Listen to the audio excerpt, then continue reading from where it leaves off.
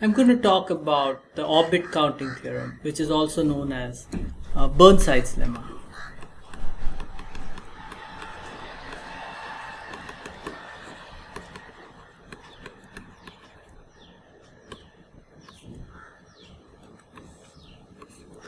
So the common way to motivate this is to use the necklace problem, which is what I shall do.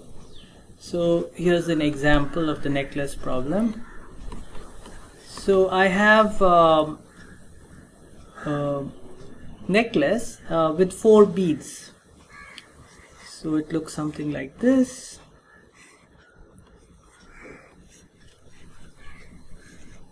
And I can color these beads. So I can color some of them red and some of them blue. Okay, there's one necklace. Here's another one.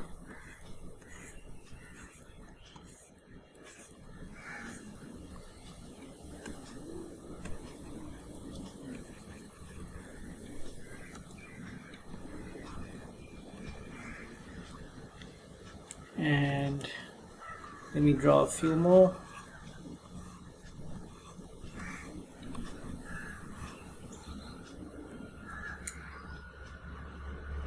Oops.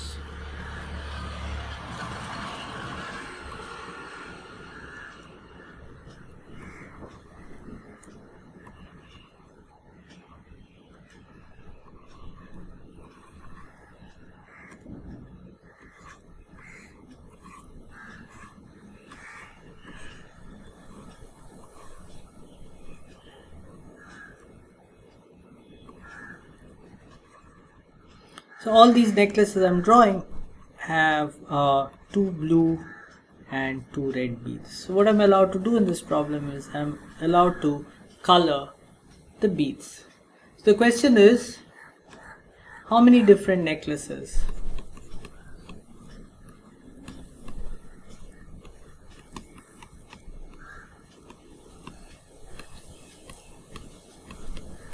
can I make with 4 beads if I'm allowed, say, 2 colors?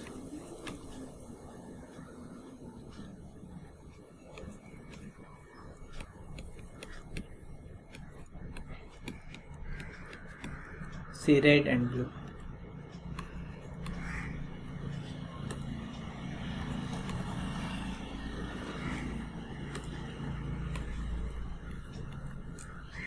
Now, what do I mean by different necklaces? These 2 necklaces are really the same, right? Because if I just take this necklace up here and I just rotate it counterclockwise by an angle of 90 degrees, then this becomes this necklace. And if I take this necklace here and I rotate it either clockwise or counterclockwise by 90 degrees, then I get the necklace below it. So the question is, these necklaces have a symmetry of the group Z mod 4Z, cyclic group of order 4. And what I'm really asking is, how many orbits are there for this group action? Okay, so these are really, this and this necklace, these are really different, because no matter how I try to rotate this one, it will never give me this one, because in this necklace the 2 red beads are next to each other, whereas here the 2 red beads are not next to each other. So no amount of rotation will allow me to go from this necklace on the left to this necklace on the right.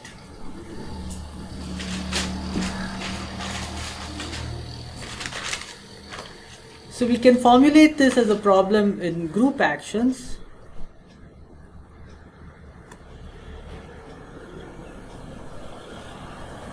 As follows: the group G equals Z mod 4Z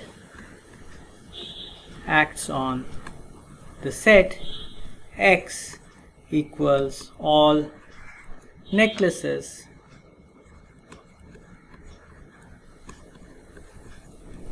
with 4 beads which are red or blue.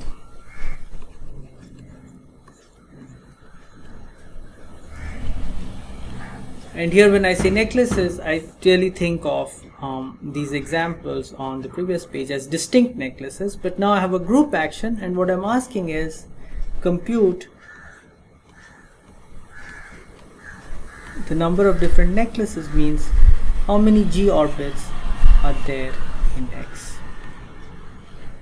Okay, and the theorem of Burnside is a very beautiful answer to this question.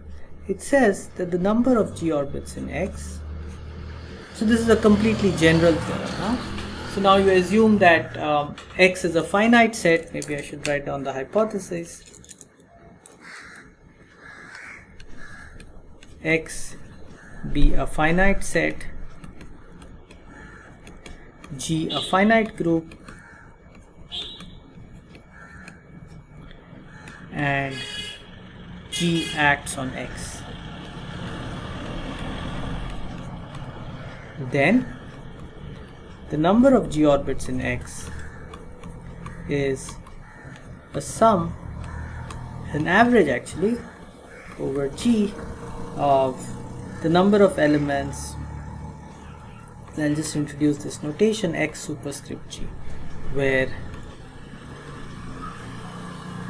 X superscript G is the number of X in X such that Gx is equal to X. So this is Burnside's theorem. So I'll give you a proof, and I'll explain how to, I'll illustrate how to use it for the necklace problem. So for the proof,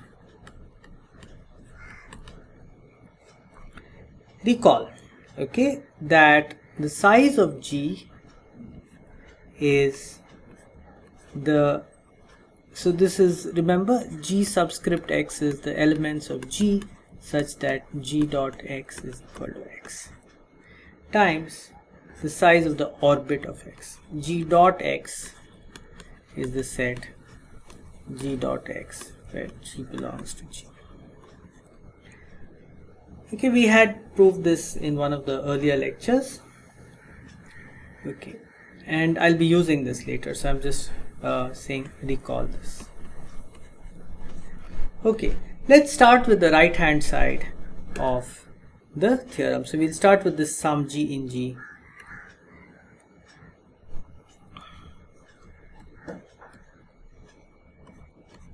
Xg. So what is this?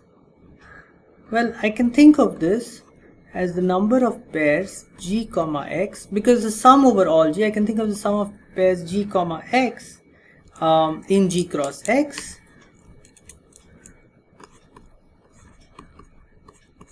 such that G dot X is equal to X.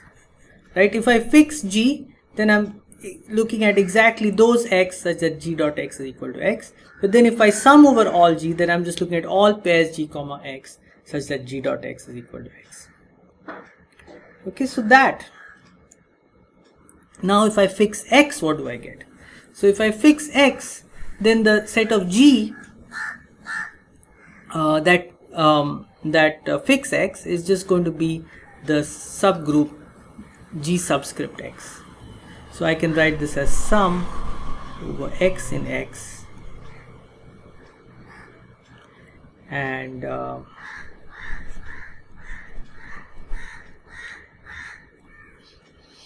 size of the subgroup Gx. Okay. Now I can write this sum over X as a sum over orbits.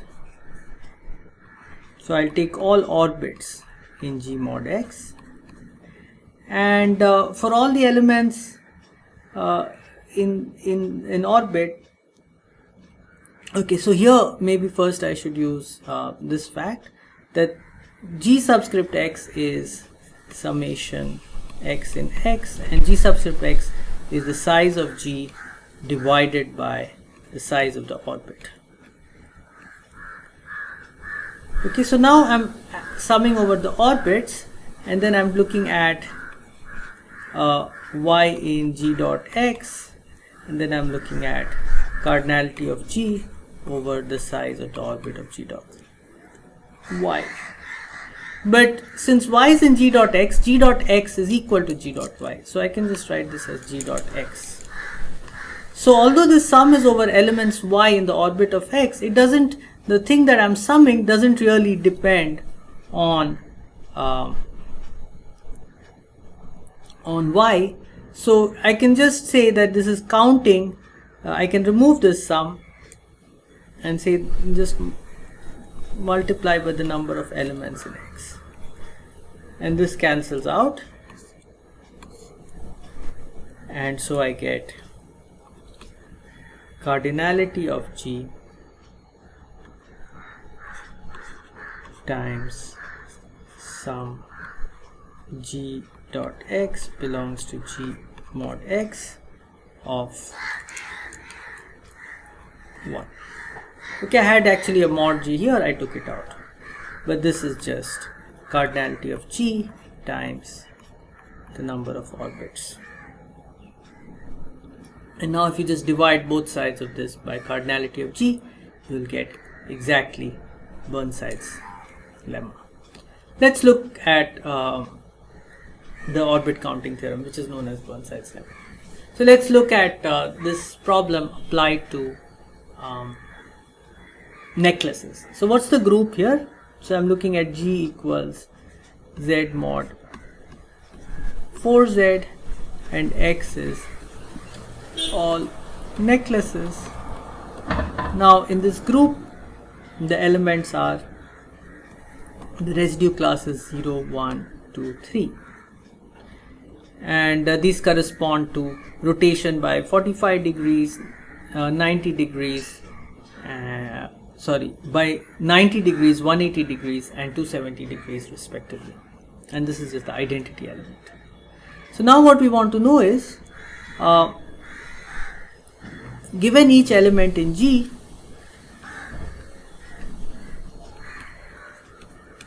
what is the number of, so I goes from 0 to 3, and what we want to know is what is the number of fixed points for each element I. So let's take the identity element. So if we have any necklace, the identity element does nothing to it and it just keeps it fixed. So no matter what colors I put for the beads, it remains fixed. So all possible necklaces are fixed by the identity element. So how many okay, so I'll just write this, this is what we're trying to do. So the term for I equals 0, well, I can color this bead either red or blue. I can color this bead red or blue, this bead red or blue, and this bead red or blue independently. So I get 2 to the power 4, which is 16 for I equals 0. Okay, now suppose I have necklace and I want to know I is 1, so that's like clockwise rotation by 90 degrees, and I want to know how many necklaces can I have. Okay, suppose I color this red. Okay, then after rotating 90 degrees, this bead moves here, so this also had better be colored red, and this bead moves here, so this had also be colored red, and this should also be colored red. So all the beads have to be red if the necklace should be fixed by a rotation of 90 degrees. Alternatively, all the beads could be colored blue. Okay, so we get 2 here corresponding to. Okay, let's look at the case where we are rotating by 180 degrees. So if we are rotating by 180 degrees, then really if this bead is colored red, then after rotation by 180 degrees comes here, so this bead should also be colored red. And but this bead its color can be independently chosen. It can be either blue or red. And similarly, for this pair of beads I should choose the same color, and for these diagonally opposite pair of beads I should choose another color. So I have 4 choices totally. I can either color these 2 red and blue, and then independently I can choose to color these 2 red and blue. So I get 4, and then the element 3, Well, that's a counterclockwise rotation by 90 degrees. So it's very much like rotation by 90 degrees. So again I get 2. And that is equal to 1 by 4 times. So 20 plus 4, 24. And so I get 6. So there are 6 different necklaces with 4 beads and 2 colors. We can try to write them all down just to get a full verification of this. So firstly, there is only one necklace where all the beads are red.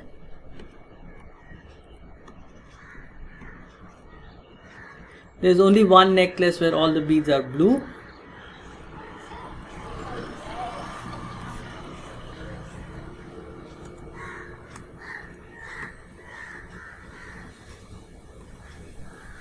There is only one necklace with 1 red bead and 3 blue beads up to rotation, because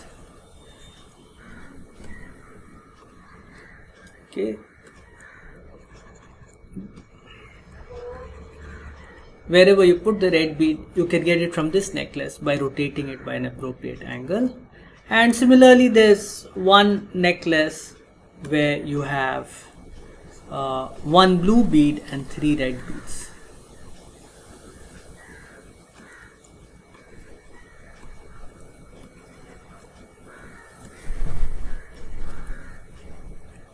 And then there are these 2 necklaces. Where are they?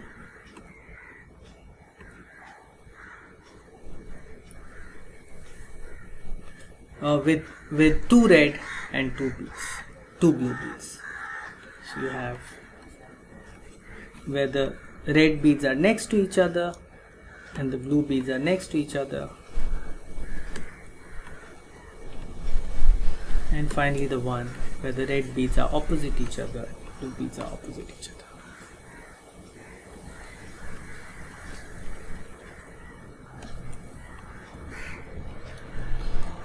Okay, so we didn't need to do this because we proved the theorem, but we also manually verified the result of the orbit counting lemma in the case of necklaces with 4 beads and 2 colors. Okay, one nice thing here is that if you had 3 colors, then it would be very similar to this. You'd work it out. In each case, you'd have just a choice. Instead of 2 to the power 4, you'd have 3 to the power 4 here. And instead of 2 to the power 1, you'd have 3 to the power 1. Instead of 2 squared, you'd have 3 squared, and so on. And so with 3 colors, you would get, I'll just write down the answer, I'll let you think about it. You'd get 3 to the power 4 plus 3 plus 3 squared plus 3. So that's 81 plus 6, which is 87, plus 9, which is 96 divided by 4. So that's 24. Okay, and you can do it with 4 colors, 5 colors, how many ever colors you like. Okay, but you know, let me show you another example of necklaces, and let's just make this problem a little more interesting. So consider these 2 necklaces with 6 beads.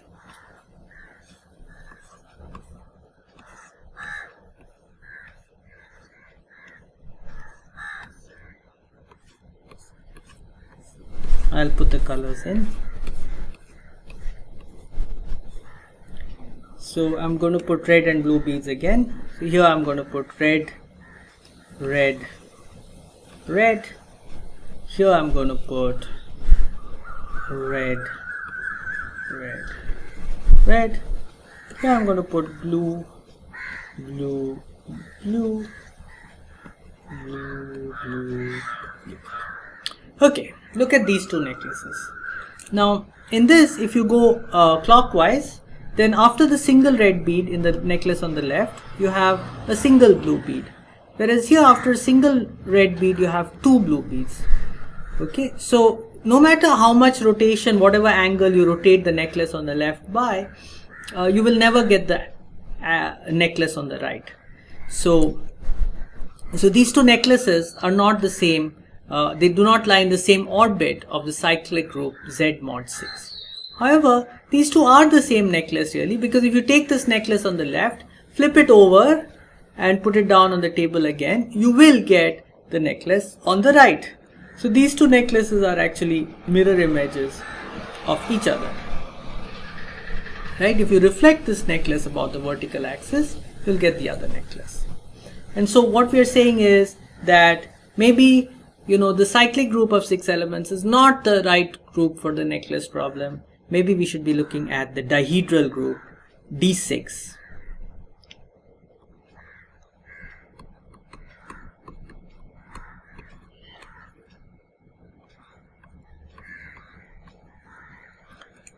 Okay, so let's try to do this problem with D6 instead of Z mod 6Z. Because the choice is ours. We can decide in our definition whether we want these necklaces to be the same or not. So this depends on whether you're allowed to flip over the necklace or not. So now if you're allowed to flip over the necklaces, we have to look at a larger group D6 with 12 elements instead of Z mod 6Z, which has 6 elements. So let me just remind you what this group D6 looks like. So it has 6 rotations and it has 6 reflections.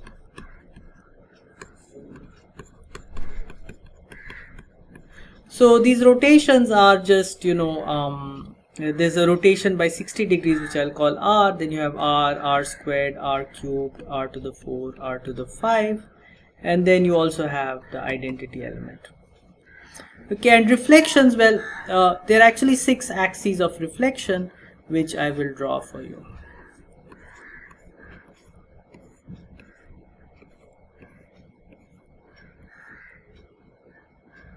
So the 6 axes are, there's an axis through these 2 vertices, there's an axis through this edge, then there's an axis through these 2 vertices, there's an axis through this edge, there's an axis through these 2 vertices, and there's an axis through this edge.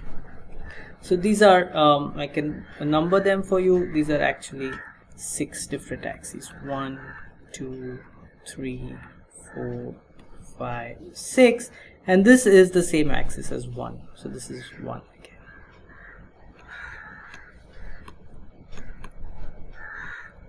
So we have 6 axes of reflection, and we have 6 rotations. And now to apply Burnside's lemma, for each of these 12 elements in the group, we need to figure out how many 2-color necklaces are fixed. So we'll have 1 over 12. Let's work with the rotations first. So for the identity rotation, all necklaces are fixed. So we get 2 to the power 6. Then for the rotation by 60 degrees, well, all the beads have to be the same color, right? Because if say this bead is red, then all after rotation by 60 degrees it comes here, so this bead will also have to be red, and then this bead will also have to be red, and so on. So all beads will have to be red. So all beads have to be the same color. So you have only 2 choices: they all be red or they all be blue. Now if you rotate by 120 degrees, and if this bead is red, then you won't get this bead, but you'll get this bead and this bead. So these 3 beads will have to be the same color, and the remaining 3 beads would have to be the same color. But you can choose those colors independently, so you'll get 4 choices, 2 into 2. And if you do 180 degrees, then these 2 beads have to be the same color, then these 2 beads have to be the same color, and these 2 beads have to be the same color. Opposite beads have to be the same colors, but you can choose those colors independently. So again you get 2 into 2 into 2, 8 different colors. Then if you look at r to the 4, well, that's just like r squared, except it's in the counterclockwise direction. So this will become 4, and r to the 5 is again like 60 degrees in the counterclockwise direction, so there's 2. So this takes care of the rotations. And now the reflections, well, basically there are 2 kinds of reflections. There are reflections which are about an axis which passes through a vertex. So let's look at this reflection about the axis 2, for example. Then it takes this bead and this bead are interchanged under this reflection, and this bead and this bead are interchanged under this reflection, and this bead and this bead, they can be different colors, we don't care. So we have two choices for this bead. Independently of that, we have two choices for this pair of beads, and independently we have two choices for this pair of beads, and we have this. So we have totally 2 to the power 4, right? So that's 2 to the power 4 for reflection of the axis 2. The same holds for the axis 4 and the axis 6. So we get 3 into 2 to the power 4. And then there's another kind of axis which is like the axis 1, 3 and 5. For those axes, these two beads are interchanged. So this bead has to be the same color as this bead. This bead has to be the same color as this bead. And this bead has to be the same color as this bead. Okay, but those colors can be independently chosen. And there are 3 such axes, so we get 3 into 2 cubed. Okay, so that's 1 over 12. 2 to the power 6 is, let's see, 64. Plus 2 plus 4 plus 8 plus 4 plus 2 plus. So this is 3 into 16 plus 8. That's 24. So that's 72 here. And so that's 64 plus 20 plus 72. So 84 plus 72. So the final answer is 13. So there are 13 different necklaces with when you're allowed to, with 2 colors, when you're allowed to also flip a necklace over. Now if you weren't allowed to flip the necklace over, then you would only have these first 6 terms here, but the group order would be 6. So you would get so this is with the dihedral group. If you didn't use the dihedral group, you would get 1 over 6 times 64 plus 2 plus 4 plus 8 plus 2, and 4 plus 8 plus 4 plus 2, and that would be yeah, let's just see what that is.